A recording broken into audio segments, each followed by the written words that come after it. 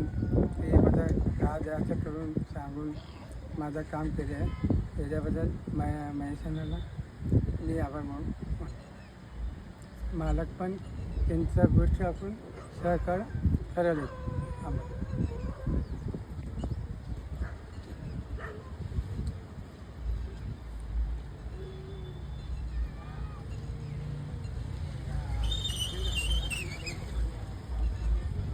उमेश म्यामड्याल हा एक लूम चालक कारखान्यात काम करत होता. गेल्या 1 महिन्यापूर्वी याच्यावर रॉड पडून या ठिकाणी त्याला दुखापत झाली आणि त्या ठिकाणी त्याचं इथल्या सर्जरीचं ऑपरेशन झालं.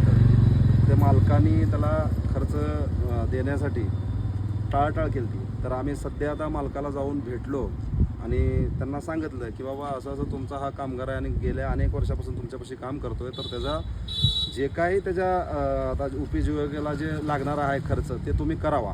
तर त्यांनी ठीक आहे आमचे म्हणणं मानलं आणि ॲग्री झाले.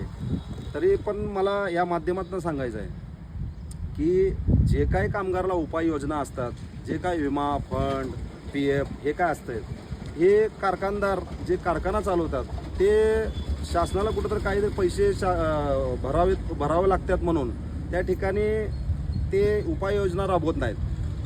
त्यामुळं अनेक दुखापत होतात आणि या ठिकाणी असणारा हे MIDC सोलापूरचा हा भाग आहे, हा कामगार वस्तीचा भाग आहे. इथं मोठ्या प्रमाणात कामगार काम करतात.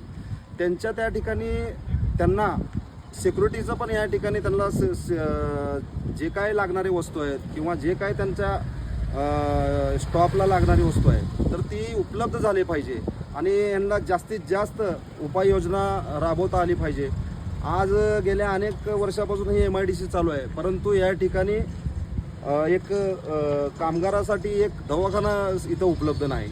मी या माध्यमातून माननीय जिल्हाधिकारी साहेबांना विनंती करू इच्छितो की या ठिकाणी जे MIDC आहे तिथं एक रुग्णालय उभारलं पाहिजे, जेणेकरून जे कामगाराचा जो प्रश्न आहे, जे कामगाराला त्या ठिकाणी त्यांची प्रकृती तपासण्याचं या ठिकाणी काम झालं पाहिजे. आणि आम्ही बऱ्याच असं कामगाराला विचारलो की या ठिकाणी तुमचे म्हणजे मेडिकल वगैरे टेस्ट होते का, डॉक्टर येतात का, तर या ठिकाणी जवळपास कोणच येत नाही आणि त्यांची प्रकृतीचा विचारसुद्धा करत नाही. तर मला या माध्यमातून सांगायचं आहे की हे पण उपाययोजना राबवणं गरजेचं आहे आणि कामगाराला जे काय योजना जे काय म्हणजे तरतूद आहे ती पूर्णपणे भेटली पाहिजे. या माध्यमातून मी माननीय सोलापूर जिल्हाधिकारी व कामगार आयुक्त यांना विनंती करतो आणि येणाऱ्या काळात